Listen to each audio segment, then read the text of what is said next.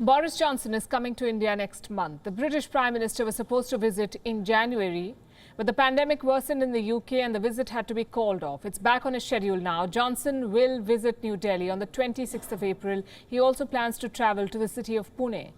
This will be his first major international trip after Brexit. It will also mark a new beginning.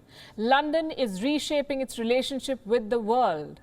So if you're watching us in the UK on Sky tonight, this story is for you.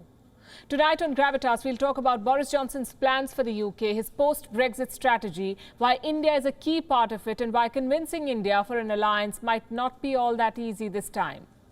First, let's tell you about the purpose of the visit. Recently, the British government conducted a major review of its security, defence, development and foreign policy. It's a 100-page document. It basically spells out Boris Johnson's vision for the UK. Here's what it says. Johnson wants a major foreign policy shift, a quote-unquote tilt to the Indo-Pacific. And the road to that goes through India. The British government says the purpose of Johnson's trip is to, and I'm quoting again, unlock opportunities in the region. It is planning multiple engagements. First, Johnson is coming to India. Then he has invited India for the G7 summit. Now remember, India is not a part of the G7 or the group of 7 countries, but the summit is going to be held in the UK this summer. And as the host country, Britain has extended an invite to India. I have invited the leaders of Australia, South Korea and India to attend the G7 summit in Carbis Bay in June. And I'm delighted to announce that I will visit India next month to strengthen our friendship with the world's biggest democracy.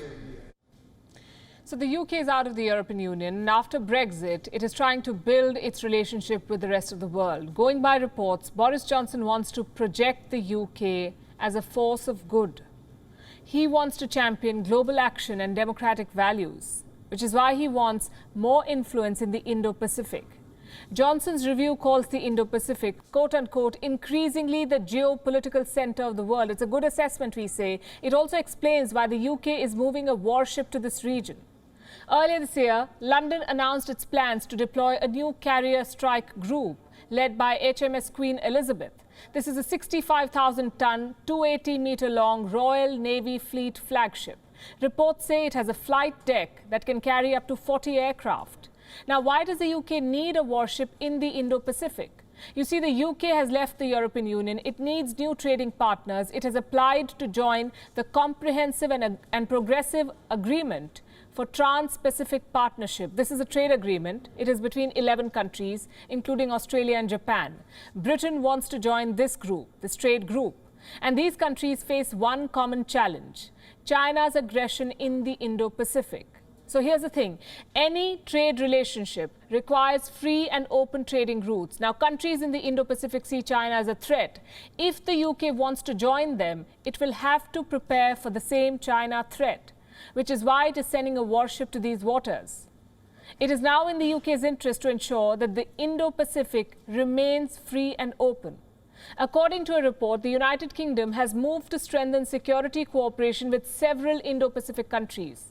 It is working on stronger defence ties with Japan.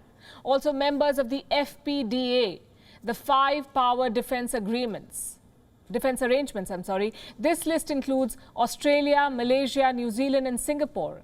The FPDA is a series of defence relationships. They were established through a series of multilateral agreements between these countries.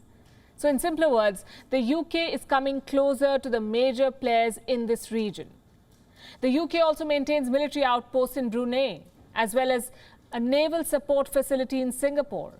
So the signs are clear. Boris Johnson wants a bigger role for the UK in the world, and he is betting Britain's future on the Indo-Pacific. In December last year, the UK's Foreign Secretary Dominic Raab had said, and I'm quoting again, if you look at India and the Indo-Pacific region and take a long-term view, that is where the growth opportunities will be.